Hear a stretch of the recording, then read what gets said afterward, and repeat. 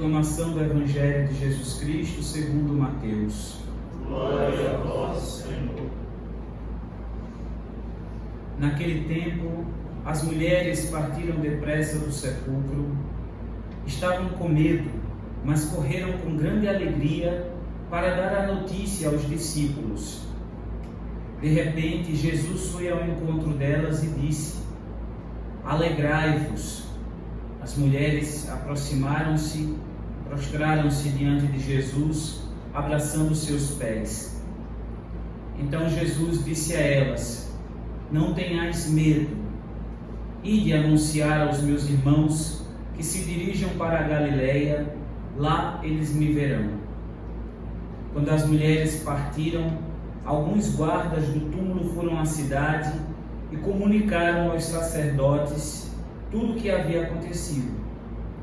Os sumos sacerdotes reuniram-se com os anciãos e deram uma grande soma de dinheiro aos soldados, dizendo-lhes: Dizei que os discípulos dele foram durante a noite e roubaram o corpo, enquanto vós dormíeis. Se o governador ficar sabendo disso, nós o convenceremos. Não vos preocupeis. Os soldados pegaram o dinheiro e agiram de acordo com as instruções recebidas. E assim, o boato se espalhou entre os judeus até o dia de hoje. Palavra da salvação. Glória a vós, Senhor. Louvado seja nosso Senhor Jesus Cristo. Para sempre seja louvado. A ressurreição de Jesus Cristo é um fato histórico, ou melhor, para-histórico. Histórico no sentido que alguma coisa de fato aconteceu, historicamente, que mudou completamente a história da humanidade. Nós sabemos que o nascimento de Jesus é comprovado historicamente, e José Flávio e tantos outros historiadores falam sobre o recenseamento de César e etc. A crucifixão de Jesus também aparece nos historiadores não cristãos, nos historiadores judeus, quando falam que um tal Nazareno estava perturbando a paz de Jerusalém e foi crucificado. Mas não existe nenhum relato histórico, no sentido, um documento narrando a ressurreição de Jesus. Ninguém estava presente, ninguém viu o ato da ressurreição de Jesus Cristo, a não ser os guardas. Os guardas estavam lá. Os guardas viram a luz, os guardas viram a pedra que foi tirada, né? Os guardas viram. E assustados foram até os sumos sacerdotes, que os compraram com dinheiro para que dissessem que os discípulos do mestre foram lá e roubaram seu corpo durante a noite. Que é um absurdo que uma guarda romana, ou a guarda do templo, muito bem preparada, fosse vencida por algum grupo de homens ignorantes e incapazes de guerrear contra eles. Enfim, mas essa história foi se espalhando, e isso também acaba sendo um dado histórico para nós, porque os judeus até hoje acreditam nessa tese de que roubaram o corpo de Jesus. Alguns judeus, não são todos, acreditam nessa tese de que roubaram o corpo de Jesus, mas ao mesmo tempo é como se fosse uma história suspensa. Deixa quieto, já passou-se muito tempo, não falemos sobre isso. Então lá em Jerusalém se convive perfeitamente as três grandes cúpulas: a cúpula do Santo Sepulcro, atestando a ressurreição de Jesus, a tumba está vazia; a grande cúpula da sinagoga de Jerusalém, onde os judeus vão para as suas orações; e a cúpula dourada dos muçulmanos, que não acreditam em Jesus, não acreditam na ressurreição, mas são as grandes três religiões. O fato é que o túmulo vazio sempre foi um grande enigma para os judeus e uma grande prova da ressurreição. Nunca se encontrou o corpo de Jesus. Se tivesse sido roubado e colocado em outro lugar, certamente iriam encontrar. Nunca se encontrou o corpo do Senhor. a tumba está vazia. Os milagres não cessam de acontecer a partir da ressurreição de Jesus, porque é uma outra prova da sua ressurreição. Depois, aqueles discípulos medrosos, nós ouvimos ainda há 4 dias atrás a narração da paixão do Senhor, quando os discípulos medrosos fugiram todos, se dispersaram, ficou apenas São João acompanhando a Virgem Maria. Então nós vimos como esses homens medrosos, nada cultos, como acontece uma transformação radical na vida deles. Vejam a pregação de hoje, no dia de Pentecostes, ou seja, 50 dias depois da Páscoa. Aquele homem ignorante, analfabeto, pescador, que não compreendia absolutamente nada do que o Senhor Jesus falava, faz uma belíssima pregação diante dos 11 apóstolos e da multidão. Homens de Israel, escutai estas palavras. Jesus de Nazaré foi um homem aprovado por Deus, junto a vós pelos milagres, prodígios. Deus, em seu desígnio e previsão, determinou que Jesus fosse entregue na mão dos ímpios. Vós o matastes, pregado numa cruz, mas Deus o ressuscitou. A pregação de Pedro é tão bem feita, tão bem elaborada, que parece que houve um grande estudo teológico, uma grande conferência teológica, para que escrevesse esse discurso de Pedro. Enquanto eu lia a proclamação dessa leitura, eu pensava, mas como é possível que 50 dias depois, Pedro tivesse essa sabedoria toda? E o que vinha no meu coração é a ciência infusa, o dom do Espírito Santo. Pedro viu todos os fatos do Mestre, negou Jesus, foi provado, recebeu a missão que o Senhor Jesus lhe deu de ser o primeiro entre os iguais.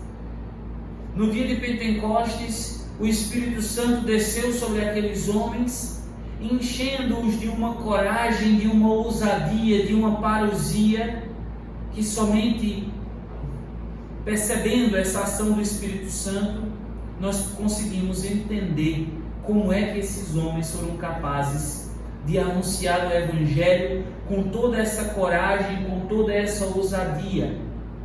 E que depois de 2000 anos, nós hoje estamos reunidos como fruto da pregação desses homens. É impossível que isso acontecesse sem que algo de extraordinário tivesse precedido esses acontecimentos. As criancinhas de Fátima, por exemplo, quando foram pressionadas e ameaçadas de serem jogadas na panela de azeite ardente, apenas uma coisa impedia que elas negassem o que elas tinham visto: o fato de elas terem visto. Porque se fosse uma mentira, as crianças certamente não teriam resistido ao pavor de saberem: seu irmãozinho foi colocado na panela, sua prima foi colocada na panela de fogo, sobrou somente você, Jacinta, ou fala a verdade ou você vai para a panela de fogo, de azeite também. Somente a verdade, a convicção da verdade, dá coragem ao homem de testemunhar até o derramamento de sangue. Os apóstolos viram o Senhor. As mulheres viram o Senhor. Nós ouvimos no Evangelho de hoje. Elas tocaram os pés de Jesus. Jesus apareceu durante 40 dias para os discípulos, para os apóstolos. Conviveu com eles, nós vamos ver isso ao longo do tempo pascal agora. Conviveu com eles, ceou com eles. Apareceu inúmeras vezes. Os discípulos conviveram com o Mestre ressuscitado. E não só os 12, São Paulo diz na segunda carta aos Coríntios, se não me engano, capítulo 15, Cristo ressuscitou e apareceu a Cefas, a Tiago, aos 12, depois apareceu a mais de 500 testemunhas e por fim apareceu a mim. Quer dizer, somente uma coisa sustenta o testemunho de um homem por muito tempo: a verdade.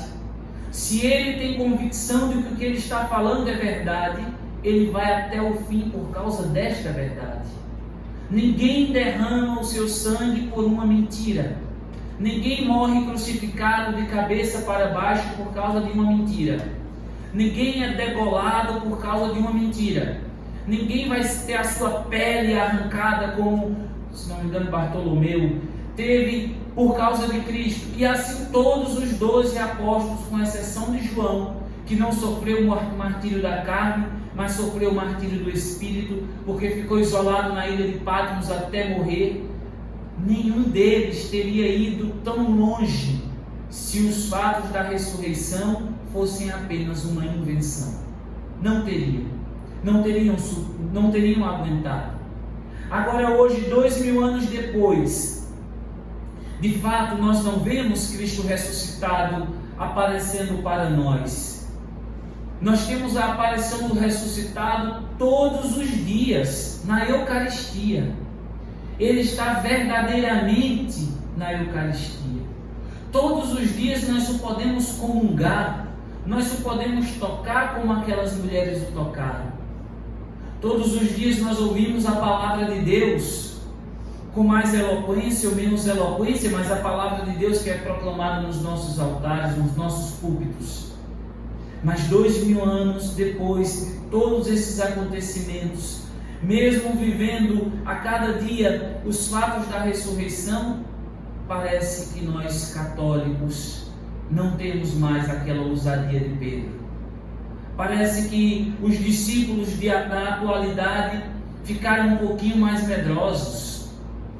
Graças a Deus, não todos. Esses dias eu vi em Curitiba os irmãos evangélicos fazendo uma belíssima manifestação pública da ressurreição de Jesus Cristo.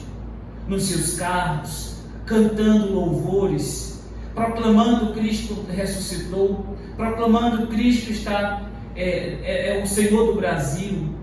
E eu fiquei pensando, como teria sido bonito se na Páscoa do Senhor os católicos também tivessem feito a mesma coisa, tivessem tido a coragem de sair das suas casas, mesmo dentro dos carros, tivessem a ousadia, a parousia de proclamar: Cristo está vivo realmente, porque Ele vive, eu posso crer no amanhã. Mas é o que nós vemos, infelizmente, são muitos sacerdotes medrosos, trancados nas suas casas paroquiais, muitos bispos que se esconderam com medo do coronavírus, tem razão, tem que se proteger mesmo, mas muitos católicos que se sentiram abandonados pela igreja. Nós precisamos urgentemente, como católicos, como cristãos, testemunharmos com coragem, com ousadia, com parousia: Cristo está vivo, Cristo está no meio de nós. Isso não significa sermos irresponsáveis e pararmos o isolamento que nós estamos fazendo, as precauções. Não se trata disso. Se trata de termos a coragem, ali onde é possível, de anunciarmos com verdade, com coragem, que Cristo está vivo. E nós somos as suas testemunhas. Nós o experimentamos, nós o comungamos, nós, até muito mais do que os evangélicos, nós temos motivos de sobra para testemunharmos a ressurreição de Jesus. Porque os evangélicos convivem com Cristo pela sua palavra, e Cristo está no meio deles também. Mas nós convivemos com Cristo realmente presente na Eucaristia, nos nossos tabernáculos, nos nossos altares, na palavra, na pessoa do sacerdote. Nós temos ainda mais motivos para anunciar: porque Cristo vive, eu posso crer no amanhã. Que essa ousadia que Pedro teve hoje, na primeira leitura, a ousadia das mulheres que correram alegremente, como diz o Evangelho de hoje, que nós também possamos anunciar com ousadia, com parousia, com alegria: Cristo Jesus está vivo, verdadeiramente. Aleluia! Louvado seja nosso Senhor Jesus Cristo. Para sempre seja louvado.